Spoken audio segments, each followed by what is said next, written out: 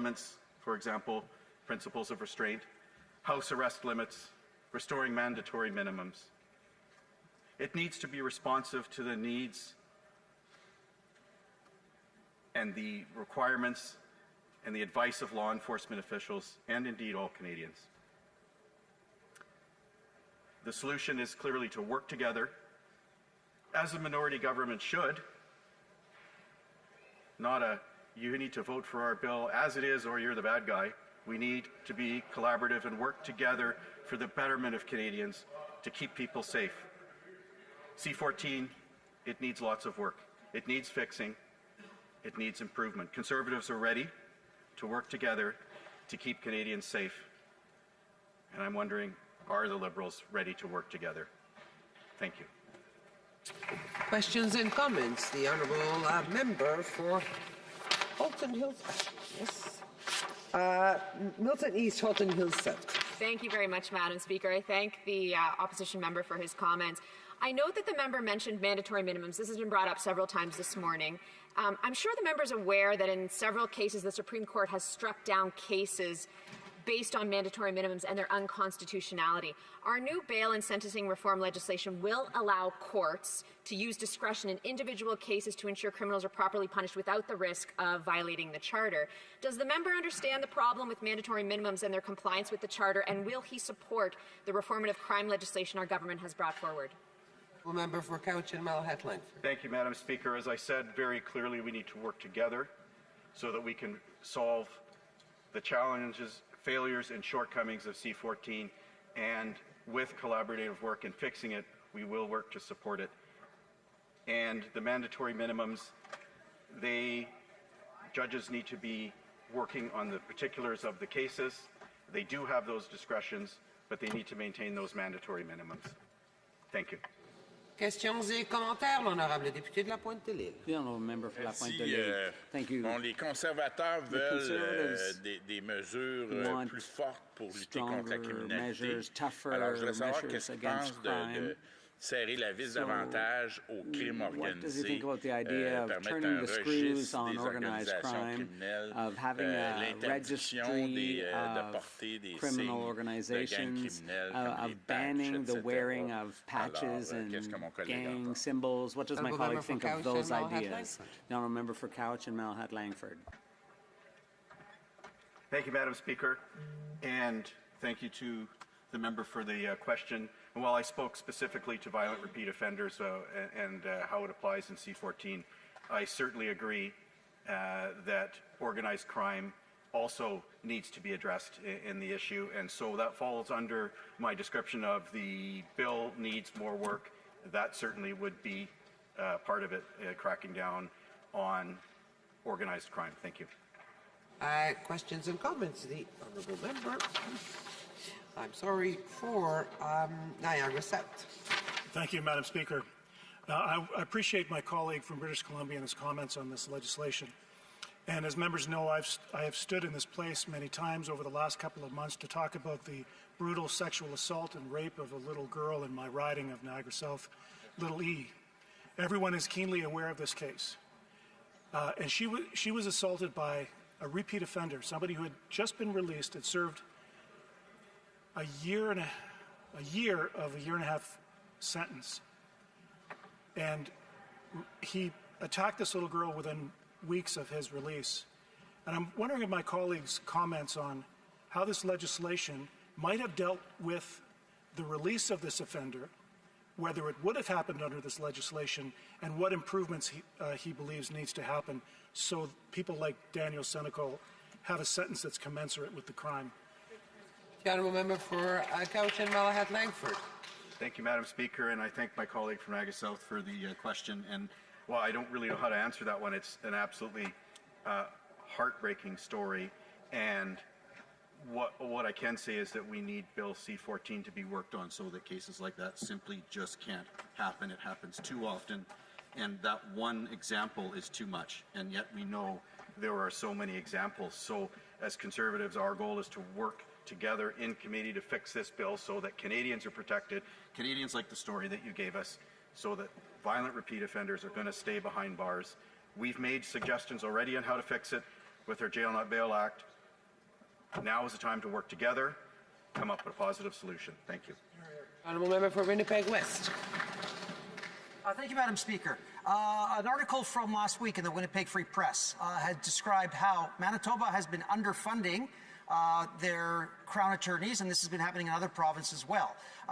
We all know that in order to be denied bail, you need a bail hearing, and there are not enough Crown attorneys for timely bail hearings. That under law, then, they have to be released. Would you not agree that there is some responsibility of the provincial governments in making sure that this is properly administered? The Honourable Member, just a reminder, I can't agree or disagree with anything, but I ask the Honourable Member for Cowichan Langford to answer.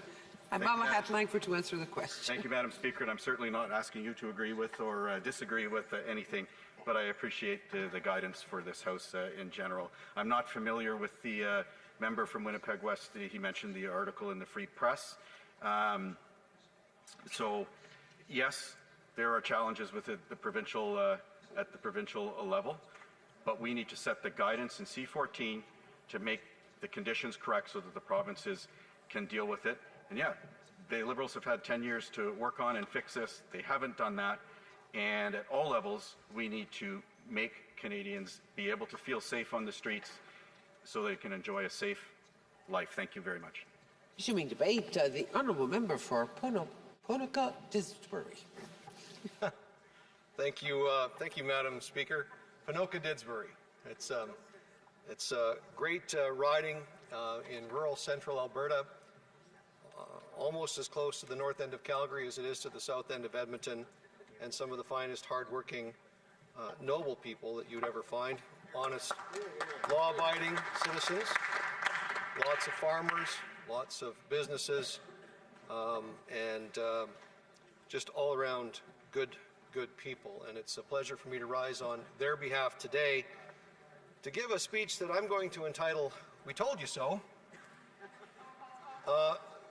Madam Speaker, I'm rising to talk about Bill C-14, which is a bill that's introduced by this Liberal government to fix a problem that they essentially themselves created. When our Conservative government left power in 2015, Canada had the lowest total crime rate since 1969. And that was simply not a coincidence. Madam Speaker, Conservatives understand that the justice system is not a toy for the use of social engineering. It is, in fact, an important tool for restraining the liberties of those who threaten public safety, especially when they are likely to reoffend. In other words, Madam Speaker, Conservatives believe public safety to be the paramount consideration in whether or not somebody's civil liberties should be restrained. Victims of crime deserve a voice, and that the actions of criminals should have real-world consequences. Unfortunately, the last 10 years of Liberal rule has seen all of the progress made under the Harper administration completely erased. During these years, this current Liberal government and the ones before it waged an ideological crusade against those who uphold Canada's laws.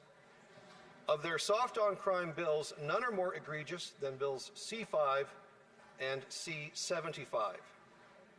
Bill C-75 eased bail provisions and legislated the principle of restraint for police and courts, ensuring that criminals would be released at the earliest opportunity under the least onerous conditions.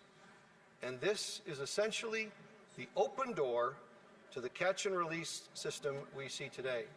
Madam Speaker, I'm a conservationist at heart, and I'm an angler, and I know that catch and release can sometimes be a good thing.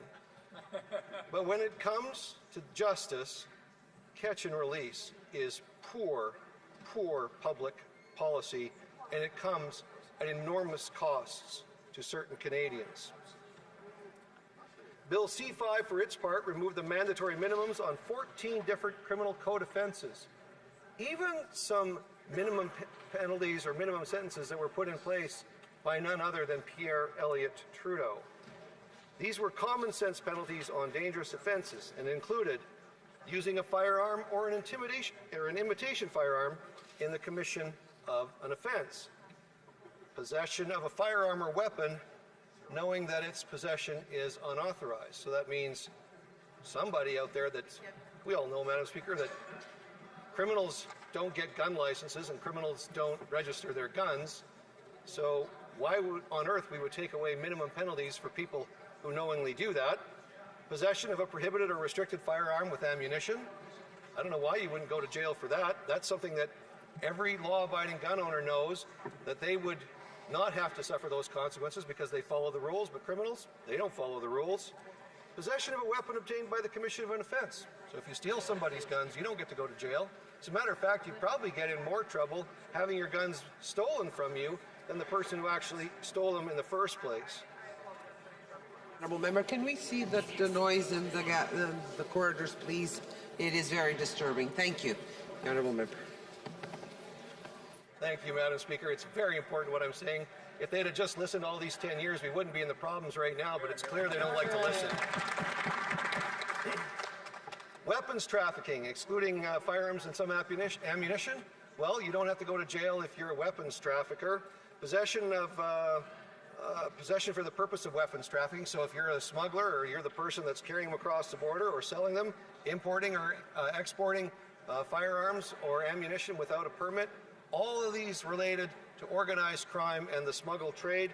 Madam Speaker, these are things for which Liberals erased minimum sentences. Discharging a firearm with intent or discharging a firearm recklessly. This is the problem, Madam Speaker. Mr. Speaker, we just had a change in speakers. So, Mr. Speaker, if you're discharging a firearm recklessly, you should be going to jail. If you discharge a firearm with intent to hurt somebody, all hunters know this, all farmers know this. We're very careful. Gun control means muzzle control, Mr. Speaker, to a law-abiding gun owner, but not to a criminal. But of course, if you're a Liberal, why would you let common sense get in the way of ideological agendas? And of course, you would remove that provision. Robbery with a firearm. That's got to be a lot of fun for the victim, hey? But if you're getting robbed by somebody at gunpoint, under the previous or current Liberal laws of this country, you don't have to fear going to jail. As a matter of fact, you're probably going to be able to serve your sentence from your couch. Extortion with a firearm. Did you know, Mr. Speaker, that extortion is up over 350% in Canada? In some communities, it's up over 500%. It wasn't like that until Bill C-5 was passed. Yes, the bill even permitted conditional sentences allowing house arrest for serious offenses such as sexual assault. Imagine, Mr. Speaker, sexually assaulting someone and being able to serve your sentence from the comfort of your own home. And the overwhelming result, Mr. Speaker, and everybody agrees, as a matter of fact, this is one of the most divisive governments in Canada's history over the last 10 years. But somehow, the one thing they were able to do to unite all 13 premiers was their approach on crime, and 13 premiers of every province and of every territory wrote the Prime Minister in 2023 saying, you've got it completely wrong. That's the most unifying thing that the Liberals have actually done, is they've galvanized the whole country to say, you've had it wrong. Since 2015, there's been a staggering increase of lawlessness across Canada. Violent crime up 55%, firearms crime up over 130%, and this is crimes with illegal guns, Mr. Speaker. This isn't hunters like me or sport shooters. This is criminals who get their guns illegally. Extortion, over 330%. Sexual assaults, up 76%. Homicides, up 29%. It's no wonder that a recent Leger poll shows that over half of Canadians no longer feel safe in their own home. And I'd like to know, Mr. Speaker, will this government apologize to all of the victims of crime and all of the abuse, all of the murders, all of the people who are suffering as a result of decisions that MPs over here have made? The honourable member for Ponoka Didsbury will have 2 minutes and 18 seconds left in his speech after we resume orders of the day. Statements by members. Déclaration de député. The honourable member for Burlington. Thank you, Mr. Speaker. I rise today to share the story of my constituent, Carrie Ann Hall. who suffered a tragic loss. Her daughter, Catherine Ellen Pryla, was just 28 years old and 8 months pregnant when she died suddenly from an aortic dissection. Her baby boy, Callum James, did not survive. Only after Catherine's passing did genetic testing confirm she had Marfan syndrome, a connective tissue disorder. From the age of 3, she was under specialist care for scoliosis, eye complications, and other related issues, yet each was treated in isolation. No one recognized the larger pattern that could have pointed to Marfan sooner. Catherine's story reminds us of the importance of seeing the whole picture, of ensuring that our healthcare systems and professionals and researchers have the awareness and tools they need to identify rare genetic conditions early. Greater collaboration, education, and research can save lives. We owe it to families like Carrie Ann's to raise national awareness of genetic aortic disorders and to make sure no one else is lost because the signs were missed. Thank you, Mr. Speaker. The honourable member for Simcoe Grey. Mr. Speaker, residents of Simcoe Grey are proud to be home of Canadian Forces Base Borden. They are also proud farmers. So when D&D revealed that it secretly bought over 700 acres of prime farmland to build a radar site, residents were shocked. Now they're concerned. After D&D started contacting residents directly, asking them to sell their land because it needs thousands more acres. They won't sell. They've been on this land for generations. Will the government expropriate their land? Affected residents Terry Jackman and Rachel Brooks took the lead and started a petition. Others have rallied behind them. We talk every day in this place about high prices and food security in Canada. This government says it is taking action. That action shouldn't be turning 4,000 acres of Canada's best farmland into a radar site. Residents support investments in Canada's national security, but they call on the minister to select a radar site which doesn't sacrifice food security in the process. Thank you.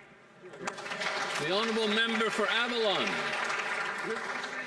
I rise today to celebrate women's sport in Canada as we welcome the 2025 Under-18 Women's National Hockey Championship to my riding in Avalon. From November 2nd to November 8th, my hometown of Conception Bay South is proud to host these outstanding young athletes. This event is not only a celebration of athletic excellence, but a source of pride for the community, and the first time our province has hosted this prestigious event. Mr. Speaker, I want to congratulate these athletes on their dedication, skill, and commitment. Their commitment are paving the way for future generations of girls who dream of lacing up their skates and representing their province and their country. I ask all my colleagues to join me in cheering on these incredible athletes and celebrating the strength of women's sports in Canada. L'honorable député de Bellechasse, les Échemins-Lévis. Le Québec a vécu au cours des dernières semaines au rythme des élections municipales. Hier, les électeurs ont fait un choix. Ce choix suppose que plusieurs personnes ont offert de donner du temps au service public. Je félicite tous les candidats et candidates qui ont eu le courage et la générosité de se lancer dans cette aventure.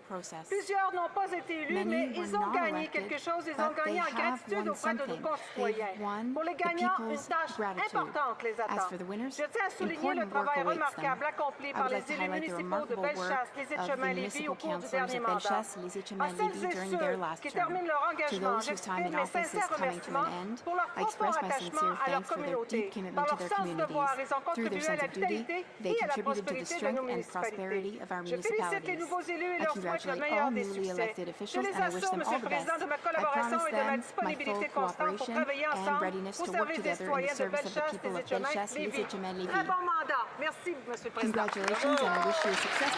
L'honorable député d'Argenteuil, la Petite Nation. Monsieur le Président, à l'approche du jour du souvenir, il est essentiel de souligner le rôle inestimable que jouent nos légions royales canadiennes dans tous les soutiens des anciens combattants. Partout au pays, les membres des Légions royales veillent au bien-être de ceux et celles qui ont servi notre pays avec courage et dévouement, Monsieur le Président. Dans ma circonscription d'Argenteuil-la-Petite-Nation, ce sont des régions comme la Chute, Brownsburg-Chatham, Chénéville, Buckingham, ainsi que Arundel, qui dessert le secteur d'Arrington, sont les piliers de solidarité et de mémoire.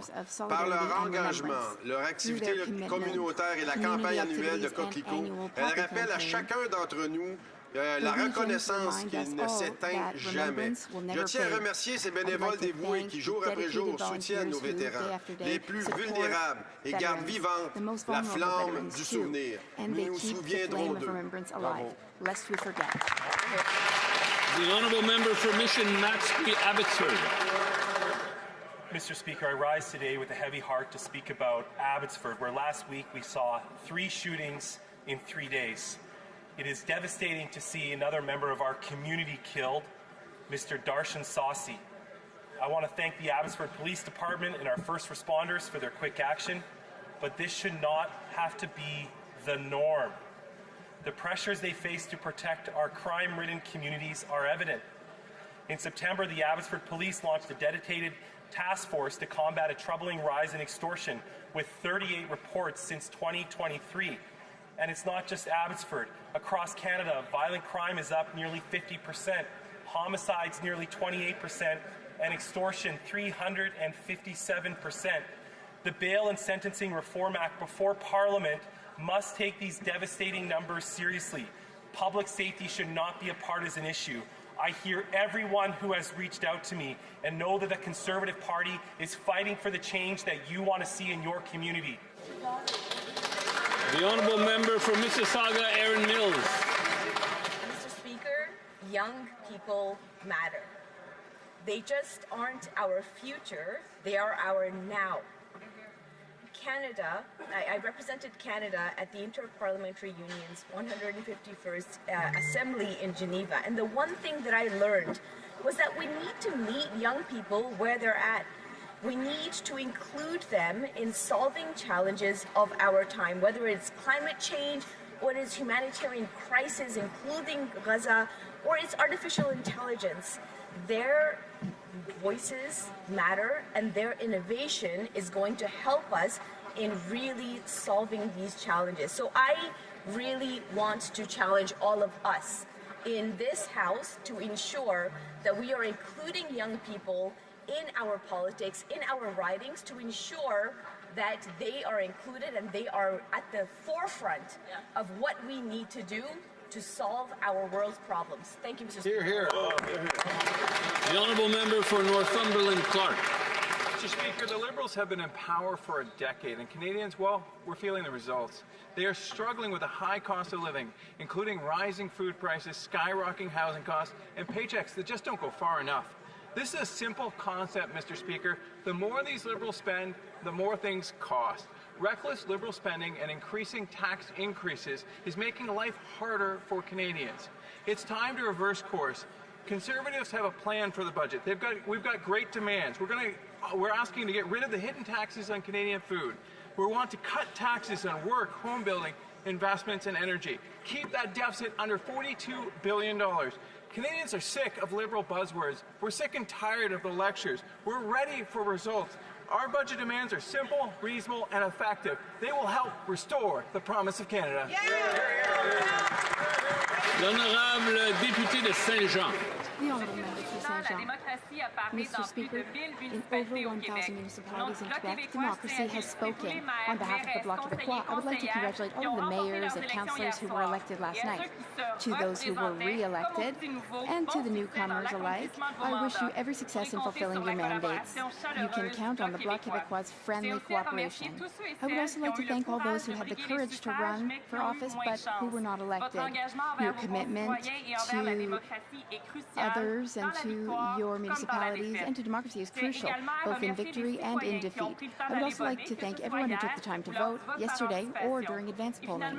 In closing, on a more personal note, I congratulate our young former colleague Raphael Guerra on his victory. He was elected mayor of Princeville, in the first contested election in over 20 years. Congratulations to all, and long live democracy. The honourable member for Dartmouth, Cole Harbour. Mr. Speaker, last week in Nova Scotia, NHL star Brad Marchand showed us what real friendship and real heart look like.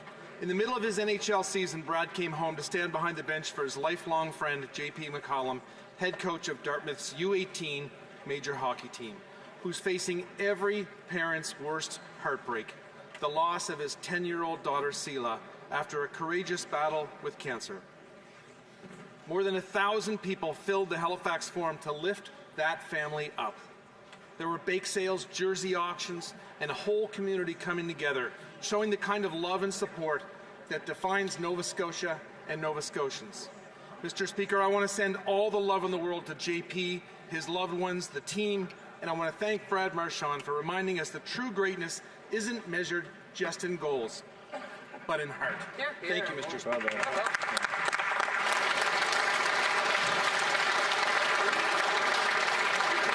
The honourable member for Brandon Souris.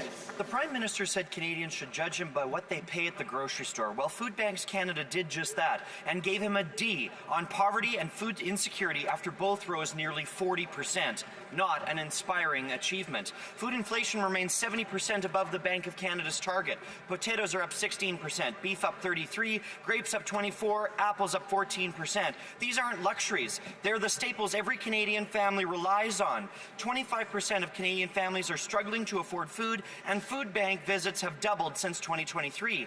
But it doesn't have to be this way. This week, Conservatives offered a simple solution: stop hidden Liberal taxes on food. Instead, the Liberals voted to keep punishing Canadians, refusing to scrap the fuel taxes on fertilizer and farm equipment that drive up costs and inflation. Mr. Speaker, we can't afford more Liberal failures. Conservatives will continue fighting to deliver an affordable budget so Canadians can have an affordable life. L'honorable député d'Ottawa, Vanier-Gloucester. C'est avec un grand honneur que je rends hommage à l'honorable Bernard Grandmaître, le gardien de la langue française et père de la loi sur les services en français en Ontario, qui nous a quittés. Géant de la francophonie ontarienne, il est décédé à l'âge de 92 ans. Né à Vanier, il a consacré plus de 30 ans à la vie publique, d'abord comme maire, puis comme député provincial. Son legs le plus marquant, la loi 8, adoptée en 1986, qui garantit aux franco-ontariens l'accès à des services gouvernementaux dans leur langue. Grâce à lui, des institutions comme l'hôpital Montfort ont pu survivre et prospérer. Il était une force tranquille, un bâtisseur, un homme de conviction. Il a porté la francophonie dans son cœur et dans ses actions, inspirant des générations de chefs de file. Son engagement indéfectible envers la francophonie ontarienne continue de nous inspirer et de guider nos actions. Monsieur le Président, mes pensées accompagnent sa famille, ses proches et toute la communauté francophone. Qu'il repose en paix. May he rest in peace.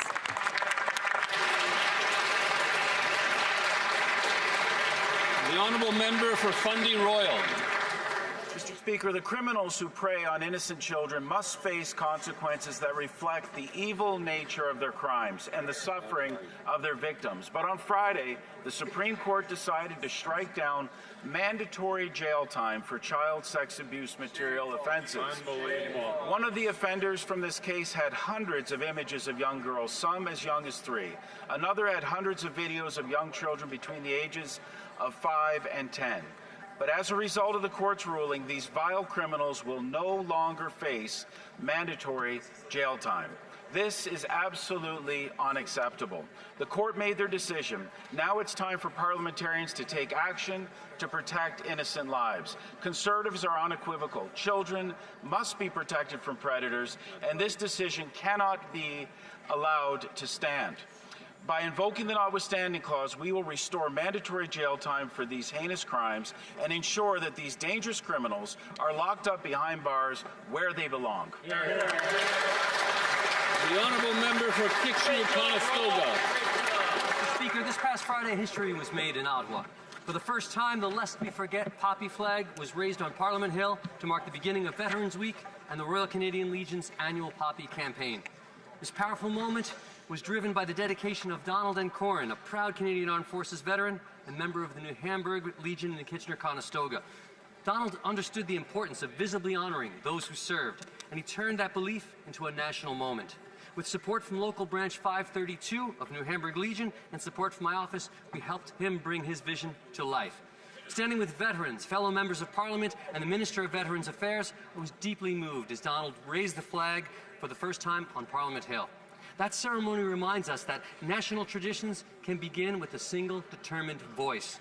So let this poppy flag be a promise that we will remember, we will honor, and we will continue to support our veterans and their families, lest we forget.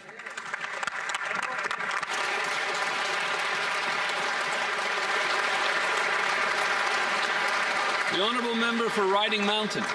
Mr. Speaker, new information has once again exposed the Prime Minister's company, Brookfield, as Canada's biggest tax dodger. Experts have revealed that Brookfield avoided paying more than $6.5 billion in Canadian taxes over 5 years by funneling profits through offshore tax havens in Bermuda and the Cayman Islands. As chair of Brookfield, the Prime Minister personally set up 3 multi-billion-dollar investment funds registered offshore. Let's not forget, the Prime Minister still stands to personally benefit from these offshore funds through future bonus payments. While the Prime Minister lectures middle-class Canadians about paying their fair share, his company is dodging billions in tax dollars that could be supporting Canadian services like healthcare. This is the height of hypocrisy. Canadians deserve a Prime Minister who puts the country first, not his personal bank account. The Honourable Member for St. Catharines. Mr. Speaker, in baseball, sometimes you win, sometimes you lose, and sometimes it rains. What we're feeling this week comes from caring so deeply about this incredible Blue Jays team, a team that finished last just a season ago and somehow gave us a magical run that no one expected. Sure, the other night hurt, but this season was special. These were players who gave everything, who understood what it means to represent an entire country. For a few weeks, they united Canadians coast to coast and reminded us why we love this game. Even in the World Series, our American League champion Jays were called lucky, underdogs against a powerhouse Dodgers team, but we knew they belonged there. They fought hard, held their own, and a couple of bad bounces made the difference. But that's baseball. It's okay to be disappointed, but years from now, we'll still be talking about this team, the one that played with heart and determination. We'll have to wait a little bit longer for that next championship, but what a ride this was. And Mr. Speaker, how can you not be romantic about baseball? Go Jays!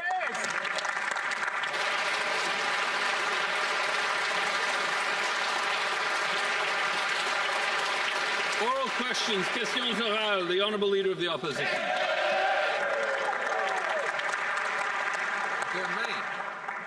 Tomorrow will be the 10th costly Liberal budget to be tabled over a decade that has skyrocketed the cost of living for Canadians. The PM is once again asking for sacrifices for Canadians who are paying too much. For the Conservatives, it's simple. If the budget brings down the cost of living, we'll vote for it. But if the budget just further increases the cost of living, we're going to vote against it. Instead of causing a costly election for a costly budget, why not table an affordable budget for an affordable life? The Honourable Government House Leader. Monsieur le Président, on écoute évidemment attentivement les gens de l'opposition. Bonne nouvelle, Monsieur and le good Président. news, Mr. Bonne Speaker. nouvelle. Je pense que je viens d'apprendre que le chef de l'opposition va ordonner à tous ses collègues de voter pour le budget parce que oui, ce sera un budget abordable. Oui, ce sera un budget qui va bâtir le Canada. Oui, ce sera un budget dont les Canadiens seront très fiers. Donc on accueille très bien l'appui du Parti conservateur et du chef de l'opposition. The Honourable Leader of the Opposition.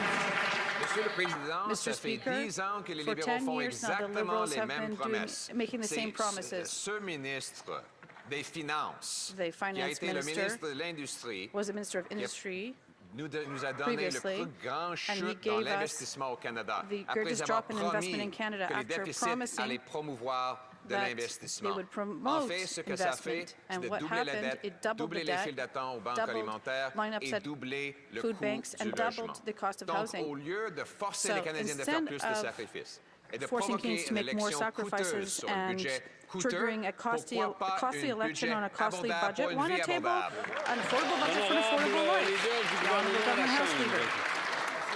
Ce sera effectivement un budget abordable pour une vie abordable, mais non seulement ça, ça va être un budget qui ouvre la porte grande à des opportunités pour les Canadiens, les jeunes Canadiens, d'un océan à l'autre, des gens des métiers, pour le bois d'œuvre canadien, pour l'acier canadien, pour l'aluminium canadien. On va bâtir ce beau, grand pays abordablement et faire quelque chose, Monsieur le Président, de très historique en construisant un meilleur Canada. The Honourable Leader of the Opposition.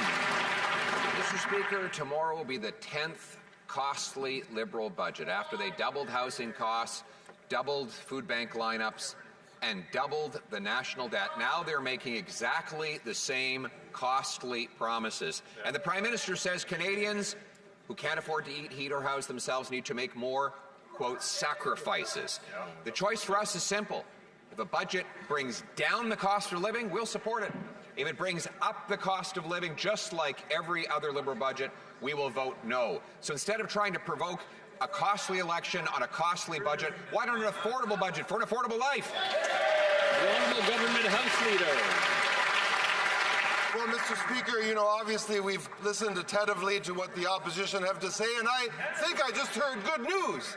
The Leader of the Opposition saying that he's going to order his troops and himself, and they'll walk in here and support this great, affordable, liberal budget that's coming down tomorrow, a budget that brings down taxes for Canadians, a budget that brings down taxes and GST for first-time home buyers, a budget that makes life more affordable and creates opportunities for young people all over this country, a generational budget, and a budget that I know will be glad to have the support of the Leader of the Opposition. The Honourable Leader of the Opposition. They've been making those promises for the last 9 Liberal budgets, which doubled housing costs and drove 2.2 million people to the food bank because of higher grocery prices. So if he wants to take ideas for an affordable budget, an affordable life, here's one. There's the Liberal industrial carbon tax, which applies to the steel, cement, and other inputs to build homes. And it applies to the farmers and their fertilizer and equipment. So will the Prime Minister, instead of provoking an unnecessary election, get rid of the industrial carbon tax so we can bring down food and housing costs? The Honourable Government House Leader. Well, Mr. Speaker, it was going so well up till now. We still have hope, though, that this Leader of the Opposition won't want to send Canadians, including our great farmers, to the polls over the Christmas season. The Leader continues to bring up these imaginary taxes. We'd be happy to explain to him once again that farmers in this country are mostly exempt from any of those industrial carbon taxes, Mr. Speaker. The budget will be affordable. The budget will be great. The budget will build this country and build opportunities for farmers, for young people, and all Canadians. The Honourable Leader of the Opposition. Mr. Speaker, he's got to get his story straight. First, he started his answer by saying there is no industrial carbon tax, and then he finished it by saying the industrial carbon tax is great and doesn't cost anybody any money. He's got to decide which it is. Here's how it works for a Prime Minister who doesn't understand that Canadians need steel. The industrial carbon tax on steel, cement, plastic, and other inputs raises the cost of building homes. The tax on farm equipment and fertilizer raises the cost of food. So if they want an affordable budget for an affordable life, why not scrap this industrial carbon tax on food and homes? The Honourable Secretary of State for Financial Institutions. Mr. Speaker, earlier this year, Canadians elected a new government with a strong mandate to build the strongest economy in G7. Tomorrow, we will table a generational budget, Mr. Speaker. We will invest less in government operations so we can invest more in Canada. We will build Canada. We will invest in Canadians. We will invest across this country from coast to coast to coast and build the strongest economy in the G7. It's time for the leader and his party to stop the rhetoric. Join us. Support this budget. Thank you, Mr. Speaker. The Honourable Leader of the Opposition. That member has been in this Liberal government for 10 years, and he says that he's new, making the same promises that deficits will result in investment. Well, the last time the current finance minister promised that, what we saw is that investment dropped more than at any time in Canadian history, more than any other G7 country. But you know what went up? The cost of housing doubled. Food went up, doubling the number of people in food bank lineups, and they doubled the national debt. So, why not an affordable budget for an affordable life by getting rid of the industrial carbon tax on food and homes for a change? The Honourable Secretary of State for Financial Institutions. Mr. Speaker, you can't make this up. That member's been in this House for 20 years. He's sat in opposition now for 10 years and has not supported one affordability measure this government has put forward. Mr. Speaker, we have cut taxes for 22 million Canadians. We have cut the tax for first-time home buyers. We are moving forward, Mr. Speaker, for automatic federal benefits, getting benefits of 5.5 million Canadians. They do nothing but vote against affordability measures. He's been in this House for 20 years. He has produced nothing. Thank you, Mr. Speaker. Honorable député de Saint-Jean. Mr. Speaker, we're 24 hours away from the budget, and the government still hasn't moved beyond threatening to call an election. And frankly, the public is not impressed. It voted for a minority government, and a minority government works for third parties to get its budget passed. The government has three potential supporters to choose from. So it's ridiculous that with only 24 hours to go before the budget, the Liberals still aren't negotiating, and they're content to threaten an election at Christmas. Will they finally respect the will of the people and get to work? Le leader du gouvernement à la Chambre. Monsieur le Président, je pense que la députée ne m'en voudra pas de féliciter l'ensemble des candidates aux élections municipales et les gagnants et ceux qui ont mis leur visage sur le poteau hier des élections municipales au Québec. Pour ce qui est de nos pourparlers, la députée sait très bien qu'on a eu de bonnes et belles discussions avec son chef, avec elle, avec d'autres membres de son équipe pour être à l'écoute. Justement, on écoute les 44 députés libéraux du Québec qui représentent très bien leur comté. On écoute les oppositions, dont le Bloc québécois, et j'espère que tous vont voir leurs aspirations reflétées dans le budget. Honorable député de Saint-Jean. Mr. Speaker, they're listening, but they're not hearing. People don't want an election, but what they did want was a minority government, and if they had wanted the Liberals to behave like monarchs, they would have given them both hands on the wheel. But for 3 consecutive elections, voters have been telling them, work with the opposition and negotiate. 2019, 2021, 2025, same result. And here they are again, threatening elections instead of working. After 3 elections and just 24 hours before the budget, isn't it time for the Liberals to get the message? L'honorable leader du gouvernement à la Chambre.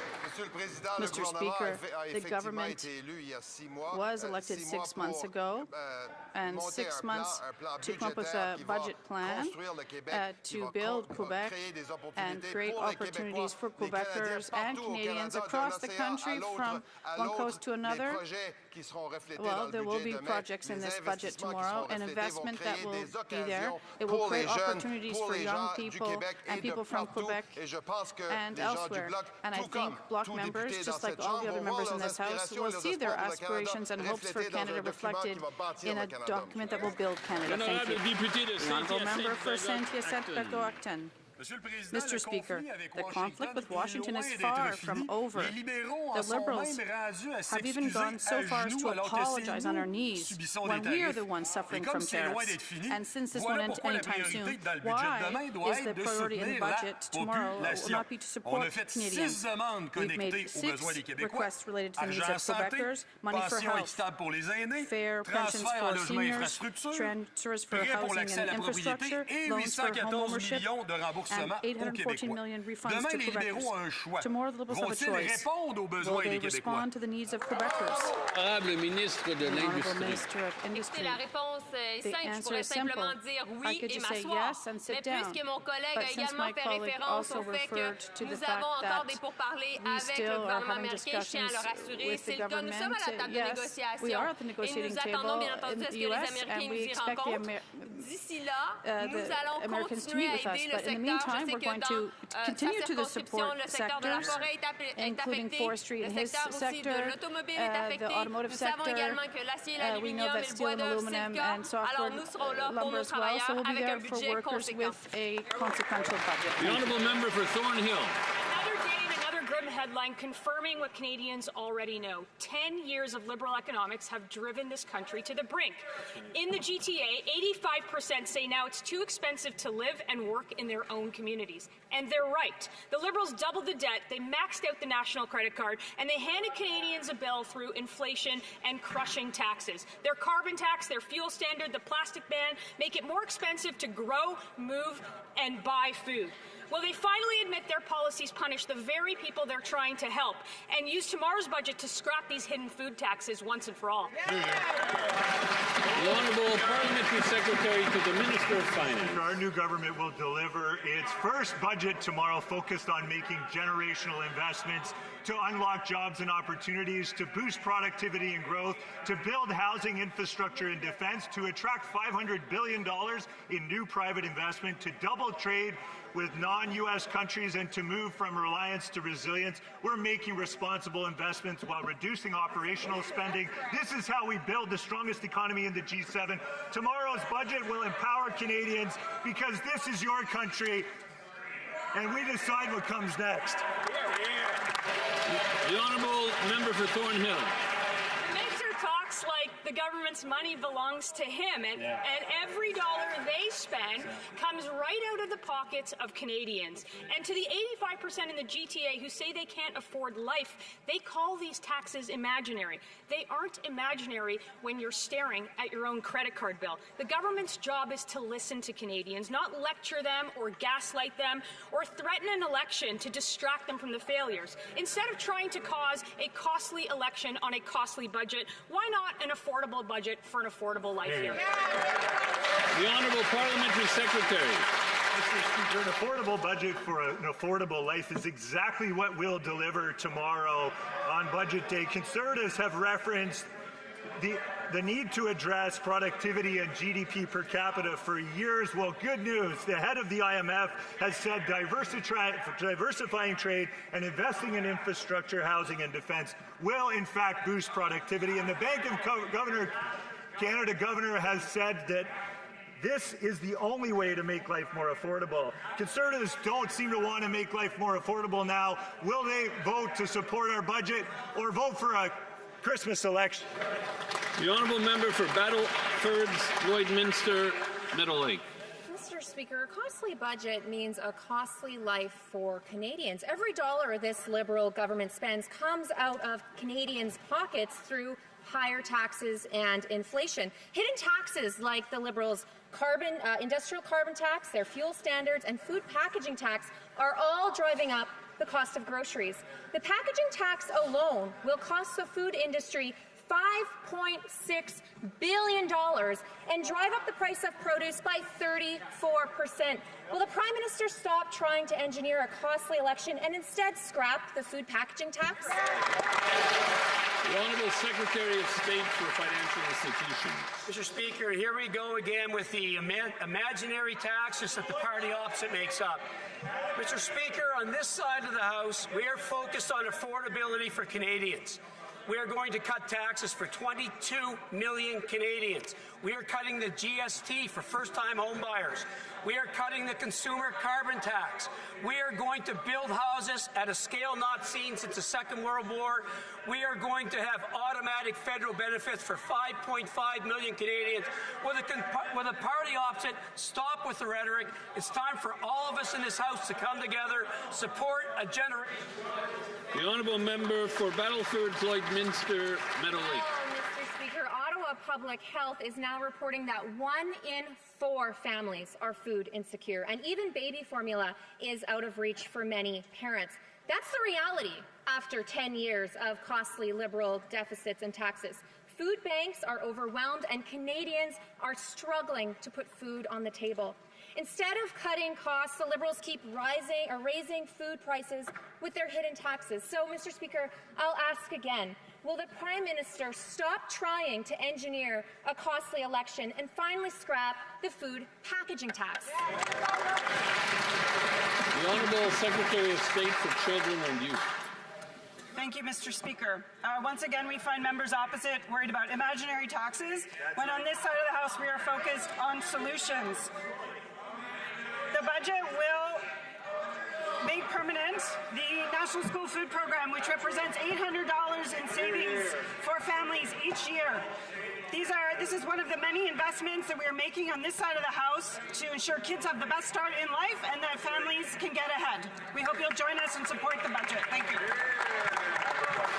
The Honourable Member for Long Range Mountain. Mr. Speaker, every dollar this government spends comes out of the pockets of Canadians through higher taxes and inflation. That's right. They're taxing food at every stage, from farm to fork, with their industrial carbon tax, their fuel regulations, and their plastics ban.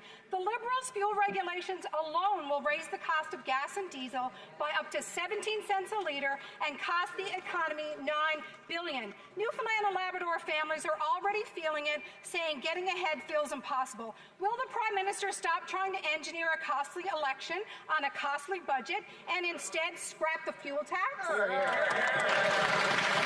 Honourable Minister of Environment and Climate Change. Mr. Speaker, it's time that we really set the record straight. We have the members from the opposite party getting up time and time again and talking about taxes that simply do not exist. Let's be very clear. There is no plastics wrapping tax. It doesn't exist, and they should actually be honest with their citizens and their voters that it doesn't exist. The Honourable Member for Long Range Mountain. Mr. Speaker, while the Liberals make excuses, food bank use in Canada has exploded. That's right. The new hunger count report shows over 2.2 million monthly visits, a 5% increase from last year, double since 2019.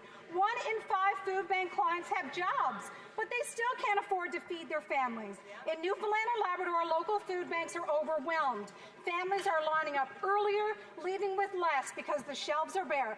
Once again, Mr. Speaker, will the Prime Minister stop trying to engineer a costly election on a costly budget and instead scrap the fuel tax? Good job. The Honourable Minister of Fisheries and Oceans. I want to say to the colleague from Newfoundland and Labrador in the opposition, there is no fuel tax. It's imaginary taxes on food. What I want to say clearly is the measures that we have in place, $10 a day childcare in our province, is allowing moms to stay in the workforce, dads in the workforce. I was in my riding this weekend and spoke about the importance of the new program in the budget about training workers, construction and healthcare, getting our young people to work. This is affordability. L'honorable député de Montmorency-Charlevoix. Président, au Québec, les familles n'arrivent plus à payer leur épicerie. Dans Montmorency-Charlevoix, les travailleurs et les retraités doivent choisir entre se nourrir, se déplacer ou se loger. Chaque dollar dépensé par ce gouvernement libéral sort directement des poches des contribuables. Et en plus, il y en ajoute avec des taxes idéologiques cachées sur la nourriture, taxes commerciales sur le carbone, taxes sur les emballages plastiques et les règlements sur les carburants propres. Est-ce que le premier ministre peut arrêter de tenter de provoquer une élection coûteuse avec un budget coûteux et une fois pour toutes éliminer les taxes alimentaires idéologiques? Honorable ministre de l'Industrie.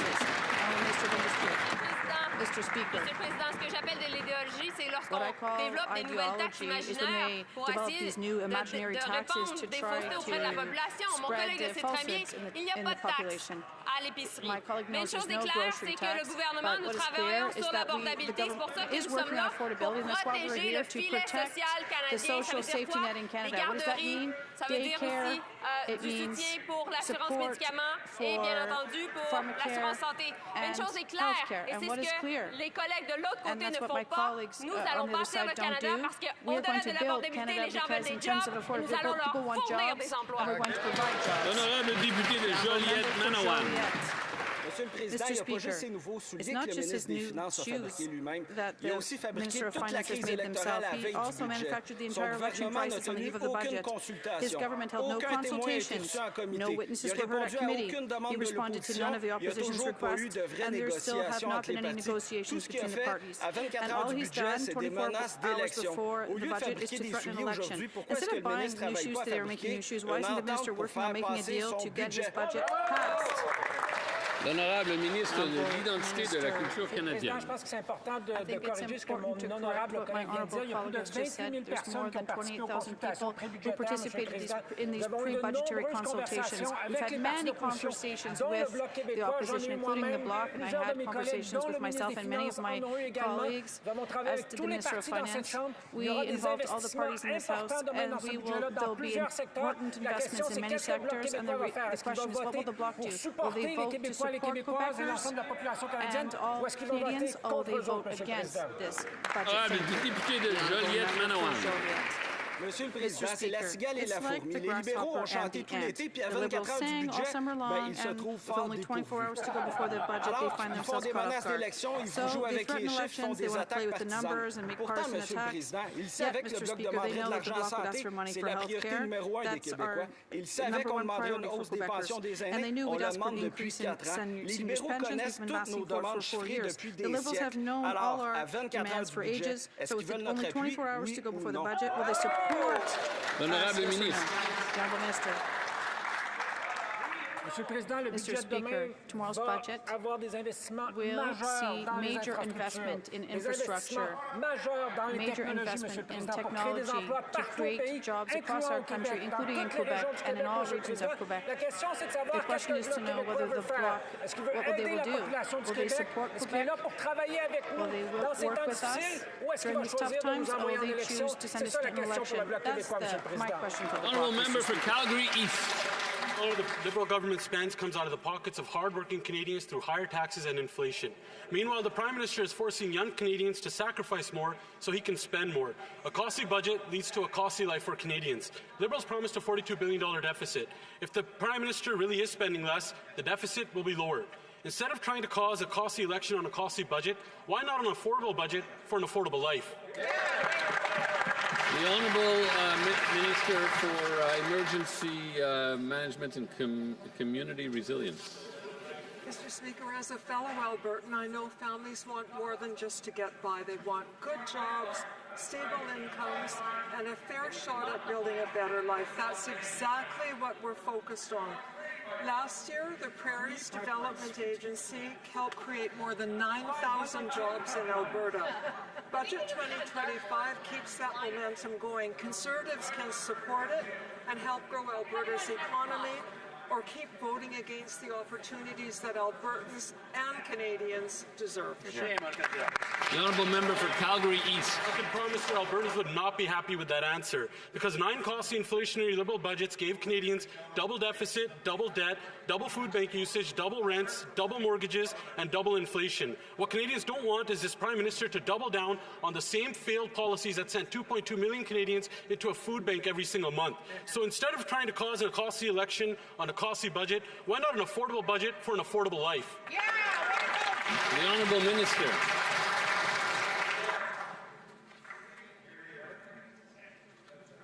Mr. Speaker, Conservatives keep talking and talking and talking about affordability. But when it comes to vote, they oppose the very measures that create jobs and strengthen local economies. We're delivering real results, thousands of new jobs, real investments in prairie communities, and stronger paychecks for Alberta families. If Conservatives actually care about helping families make ends meet, they should support Budget 2025 and the jobs it will create for Albertans and all Canadians. Thank you. The honourable member for Edmonton West. Speaker, every dollar this government spends comes out of the pockets of Canadians at higher taxes and higher inflation. The Prime Minister is giving billions to Liberal connector insiders with consultants, and yet at the same time is telling young Canadians they have to sacrifice more. He's promised to cap spending at a 2% increase, but he's actually growing it by 8%. And who is paying for this inflationary spending? It's the 2 million Canadians lining up at food banks every month. So instead of trying to cause a costly election on a costly budget, why not deliver an affordable budget for an affordable life? Here, here. The Honourable Secretary of State for Seniors. Fighting food insecurity, Mr. Speaker, seniors being able to access the benefits that they're entitled to. That's why we're going to make it easier for 1 million lower-income Canadians to access the benefits that they've worked so hard for with automatic tax filing. We're going to make sure that Canadians, especially older Canadians, keep their hard-earned money with the first national anti-fraud strategy. And what does Alma from Marathon, Ontario say about the strategy? Great news, yet again, by our amazing government. Thanks for always taking care of things that matter to Canadians. And we, Mr. Speaker, will continue to protect and empower Canadians like Alma. L'honorable député de Charlebourg, Haute-Saint-Charles. Monsieur le Président, après un retard de plus d'un an, le gouvernement libéral va finir par déposer son budget demain.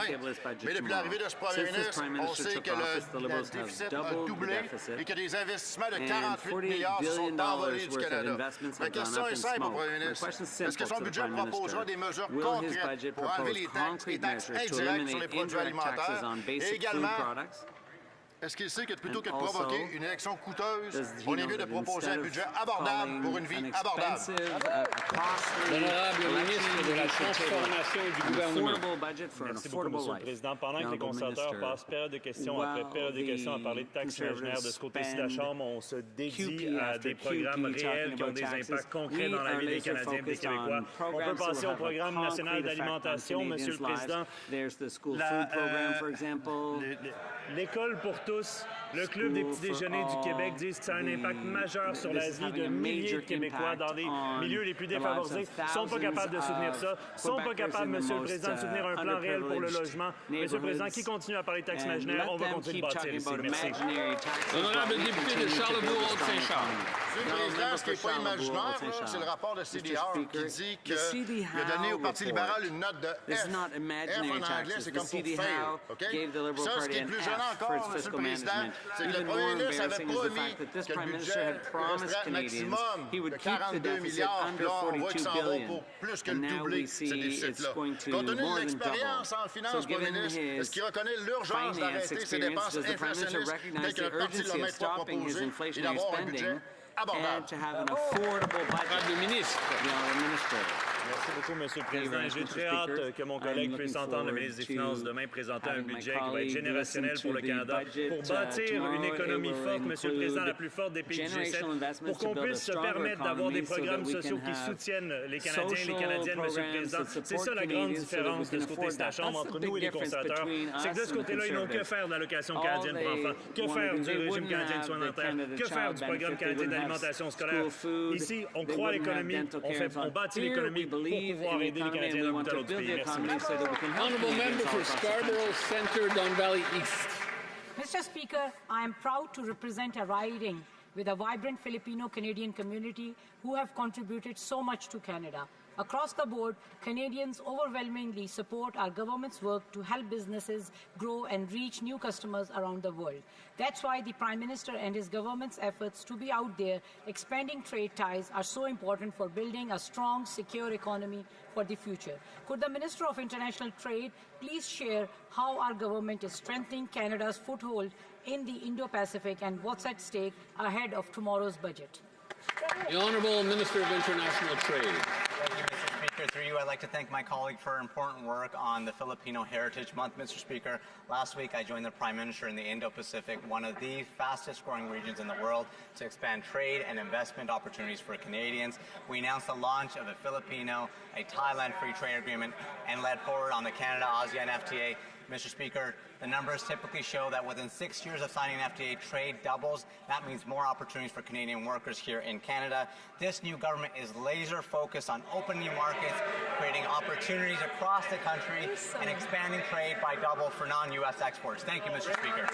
Member for Brantford, Brant South, Six Nations. Mr. Speaker, on Friday, the Supreme Court struck down mandatory jail time for predators convicted of possessing child sexual abuse material. That decision is disgusting. These offenders weren't caught with a few files. They had hundreds of images and videos of children as young as 3 being tortured and abused. Yet instead of standing up for victims, this Liberal government stays silent. Why is this Prime Minister more interested in protecting pedophiles than protecting Canada's children from monsters? Shame!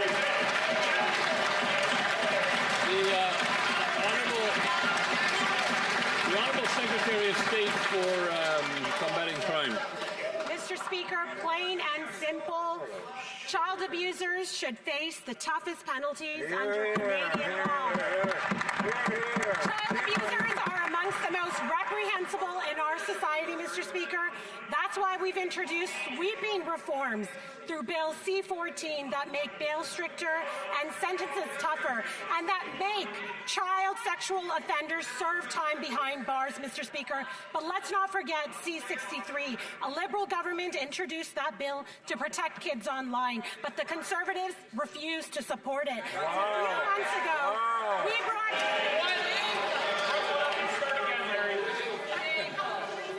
I wouldn't be pontificating.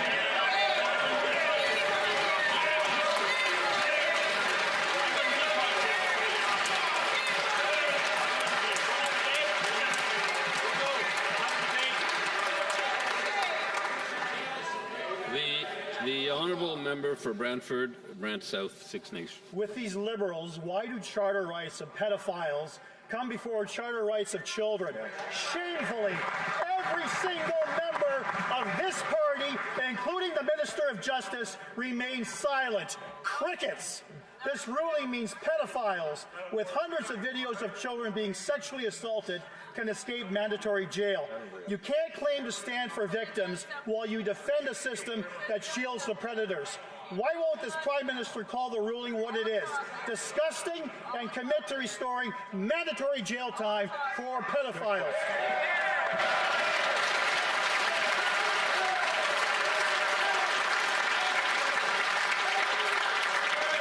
The Honourable Secretary of State. Mr. Speaker, we are not silent on this issue. That is why we've introduced sweeping reforms under Bill C-14 to make bail stricter and sentences tougher, and we are making sure that child sexual offenders serve time behind bars, Mr. Speaker. But let's not forget the conduct of the Conservatives, Mr. Speaker. They refuse to support C-63, which would help protect our children against online crime, online predators.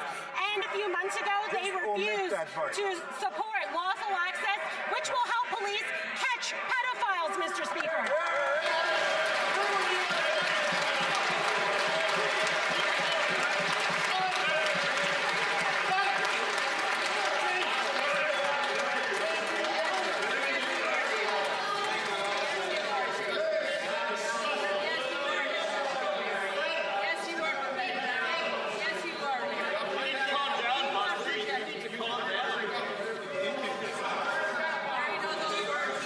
Okay, order, please. Order.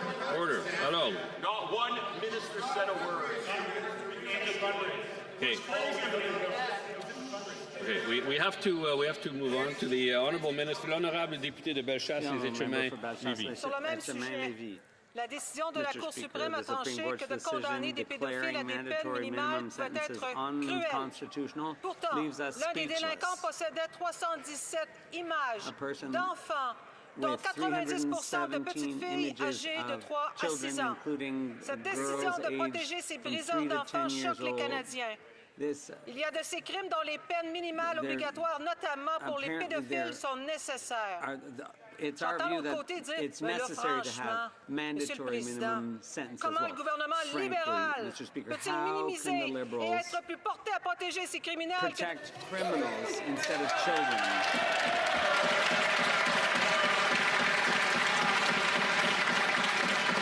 L'honorable secrétaire parlementaire du ministre de la Justice. Merci, Monsieur le Président. Les crimes qui exploitent ou maltraitent les enfants sont parmi les plus graves et les plus odieux de notre société. C'est simple. Les agresseurs d'enfants doivent faire face aux peines les plus sévères que prévoit la loi canadienne. Dans les prochaines semaines, notre gouvernement présentera des nouvelles mesures issues de notre plateforme électorale afin de mieux protéger les enfants contre les crimes horribles. Ce vendredi, nous savons qu'il va y avoir la présentation du projet de loi C-242 et, Monsieur le Président, aucun mot sur justement l'abolition de ces sentences. L'honorable député de Bellechasse et Etchemin-Lévis. Le gouvernement a une lourde responsabilité. C'est celle de protéger ses concitoyens, surtout les plus vulnérables d'entre nous, les enfants. Le gouvernement a déposé son projet de loi C-14 qui aurait pu ramener les peines minimales et faire œuvre utile. Ben non, c'est pas ça qu'ils ont fait. On laisse des criminels s'en tirer. C'est ce que vient tout juste de confirmer la Cour suprême la semaine passée. Pourquoi ce gouvernement est plus porté à protéger la Charte des droits des pédophiles plutôt que la Charte des droits des enfants, Monsieur le Président?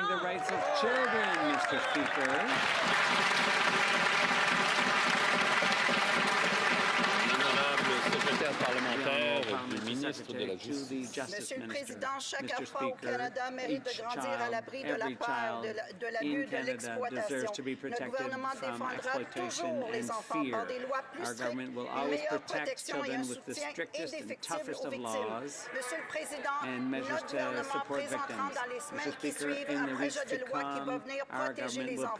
Encore une fois, nous aurons le projet de loi débattu ce vendredi, le C-242, qui ne mentionne aucune, et je répète, aucune peine mandatoire. The honourable member for Carlton Trail Eagle Creek. Every dollar the Liberal government spends comes out of the pockets of Canadians in the form of higher taxes and inflation. A costly budget will lead to a costly life. While Canadians are lining up at food banks, this Liberal government is using their money to hand out bonuses. The Business Development Bank got $60 million, EDC $45 million, CMHC $30 million. Instead of trying to cause a costly election on a costly budget, why not an affordable budget for an affordable life? Hear, hear. The Honourable...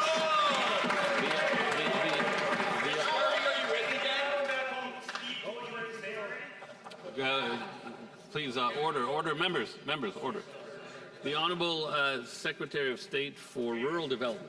Merci beaucoup, Monsieur le Président. Thank you very much, Mr. Speaker. In the last number of weeks, Mr. Speaker, I've been trying to learn French, but I want to say to the people of Canada, when we see a lot of measures that we're undertaking as a government to make life more affordable, we see opposition from the opposition on really good measures, Mr. Speaker.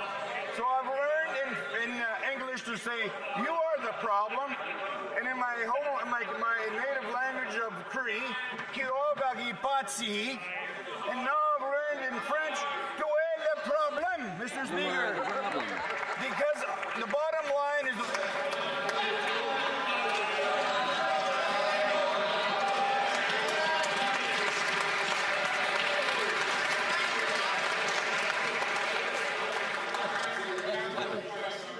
Now, in the past,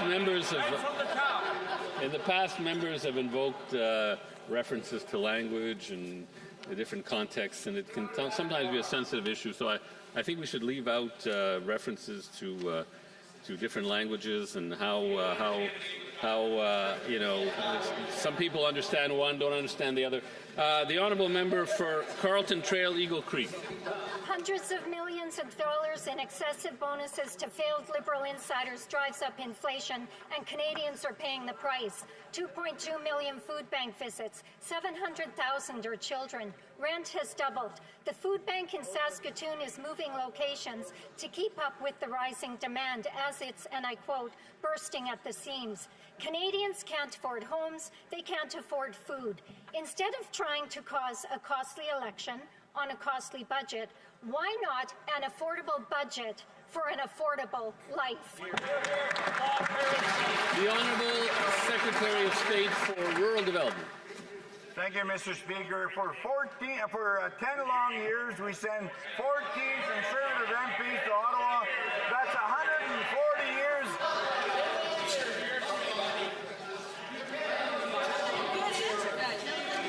We're going to have to start from the top on that. I mean, there was nothing provocative in the Secretary of State's answer. I don't know why it was generating so much reaction. The Honourable Secretary of State from the top, please. Thank you very much, Mr. Speaker. For 10 long years, we sent 14 Conservative MPs to Ottawa. That's 140 collective years that they have not stood up for Saskatchewan, nor voted for any positive members to help with the affordability issue across this country, Mr. Speaker. They can help today by voting for this budget.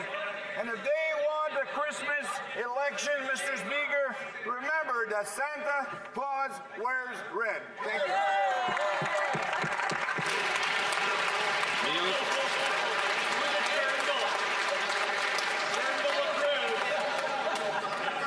The Honourable Member for Leduc-Wetaskiwin. Let's remember that Santa Claus isn't spending taxpayer dollars, Mr. Speaker. Mr. Speaker, every single dollar the Liberal government brags about spending comes from the pockets of hardworking Canadians in the form of higher taxes and inflation. While Canadians line up at food banks in record numbers, their own money is being used by this Liberal government to hand out hundreds of millions of dollars in executive bonuses. Point in case, last year, 100% of Via Rail executives got bonuses averaging $110,000. Wow. This is incomprehensible and irresponsible. Instead of trying to provoke a costly election with another costly Liberal budget, why not an affordable budget for an affordable life for all Canadians? The Honourable Minister of Jobs and Families.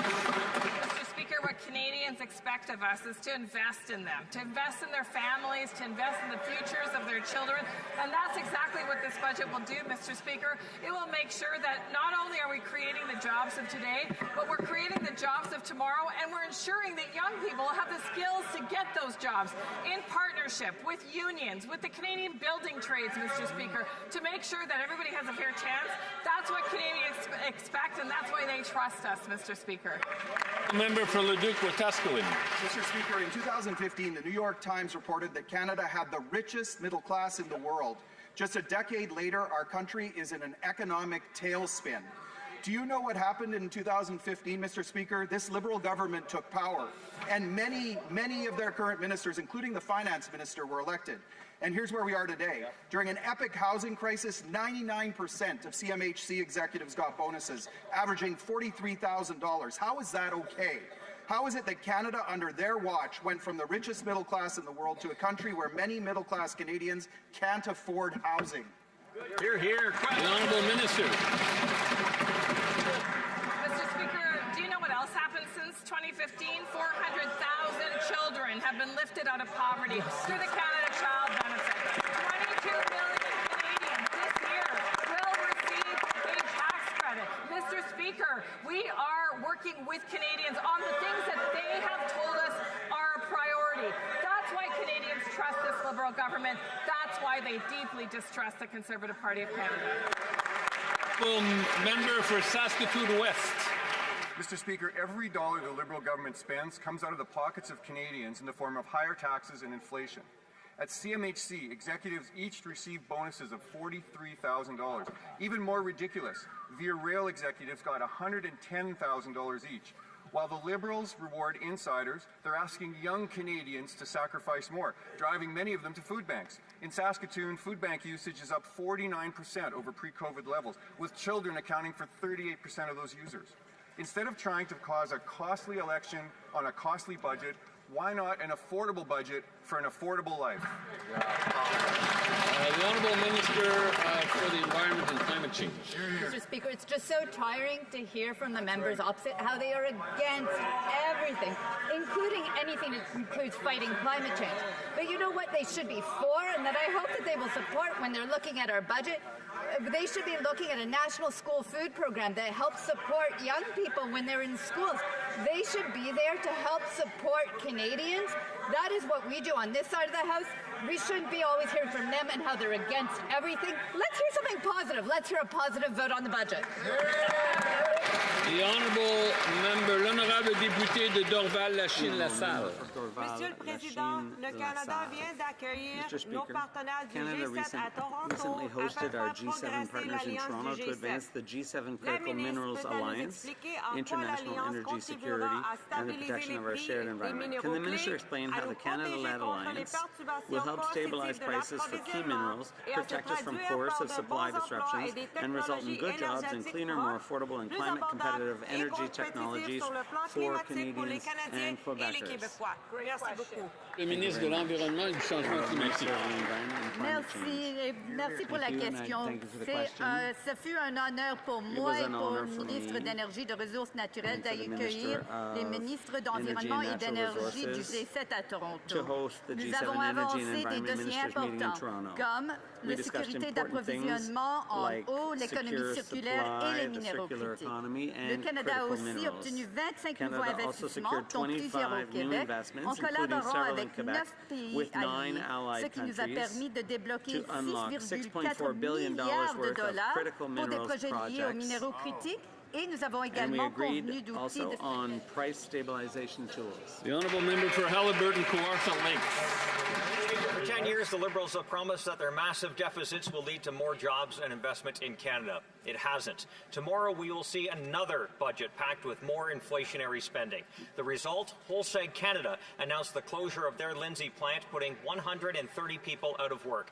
After 10 years of this Liberal government, manufacturers are closing, costs are soaring, and investment is fleeing. And just the other week, the Prime Minister told Canadians that they need to be prepared to make sacrifices. For those families dealing with job loss, high grocery prices, and a housing market out of reach, what other sacrifices should Canadians be prepared to make? Mr. Speaker, this budget will be about protecting jobs, making sure that we protect our communities. This budget will be about building Canada and creating new jobs across the country like we've never seen before. And this budget will be about empowering Canadians, making sure that they have trust and confidence in their future and in the prosperity of this country. And that's why the Conservatives should vote for it. The honourable member for Haliburton-Kawartha Lakes. Speaker, we have 130 people out of work in Lindsay, Ontario. That, combined with the latest hunger count report, shows Canadians are struggling like never before. Food bank visits hit 2.2 million in March, nearly double pre-pandemic levels. 1/3 of clients are children. Almost 1 in 5 have a job but can't make ends meet. Yet this government continues to impose hidden taxes, including the industrial carbon tax on fertilizer and farm equipment, which drives food prices even higher. Instead of trying to cause a costly election on a costly budget, why not table an affordable budget for an affordable life? Honorable Ministre.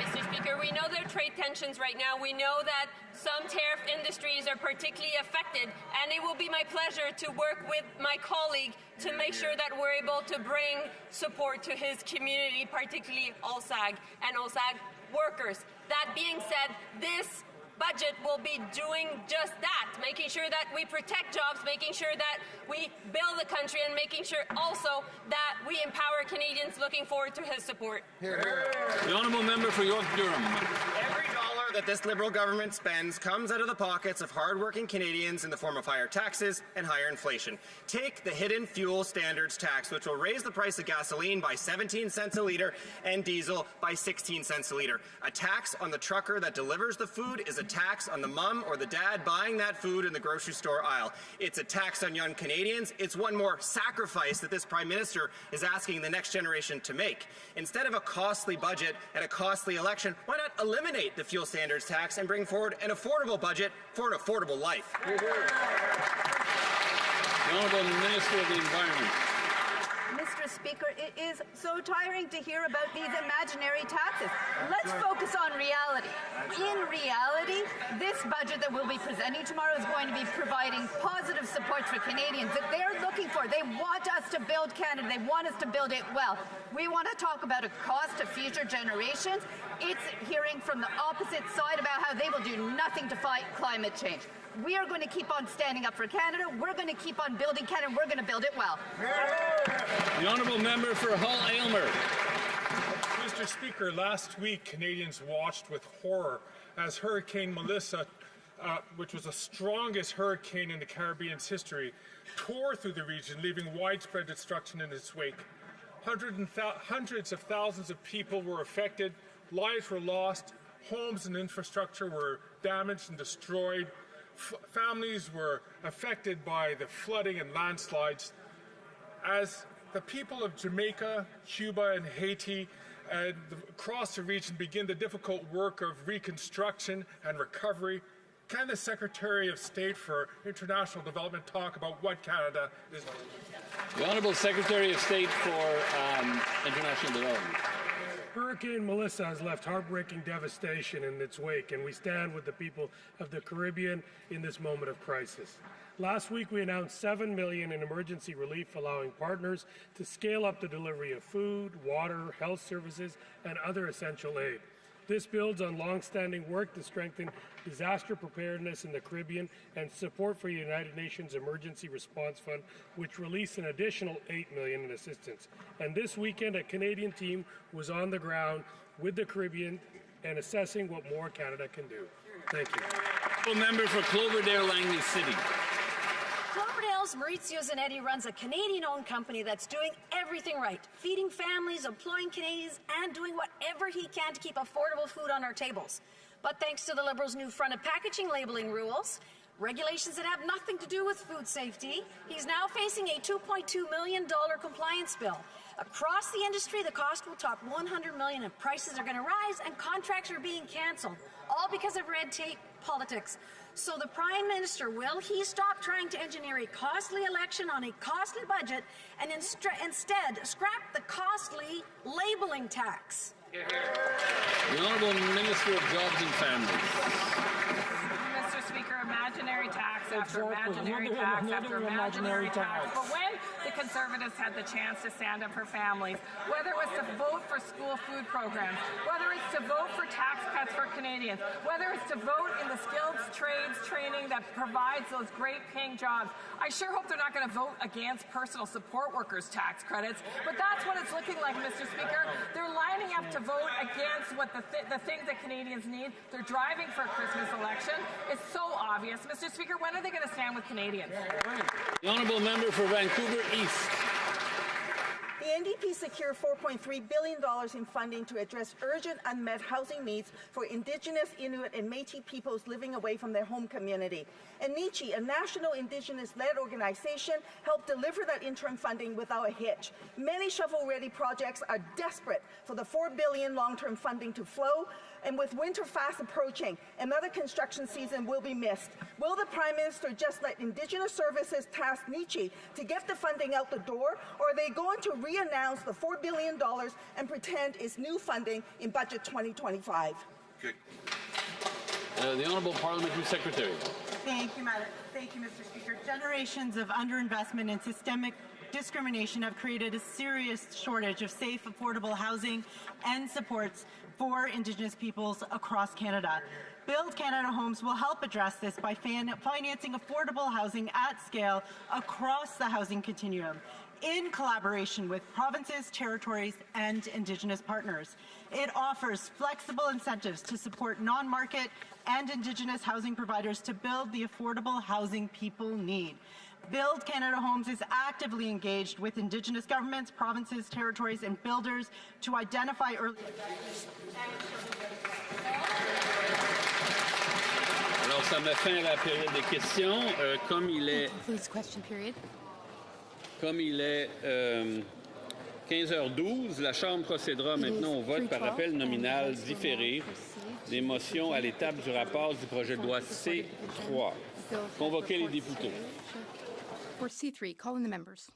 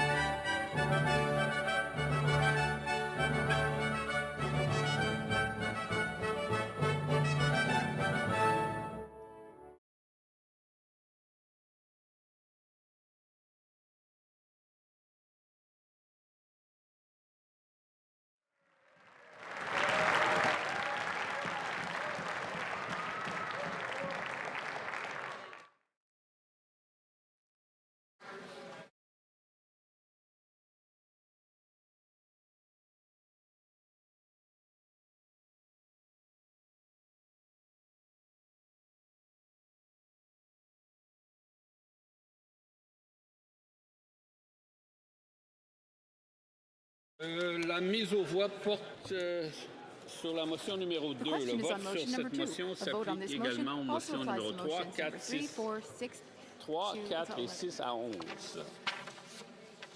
Ms. Kwan, seconded by Ms. Gazan, moved that... May I dispense? I heard a no. Yes? No, I heard a no. It won't take that long. Ms. Kwan, seconded by Ms. Gazan, moved that Bill C-3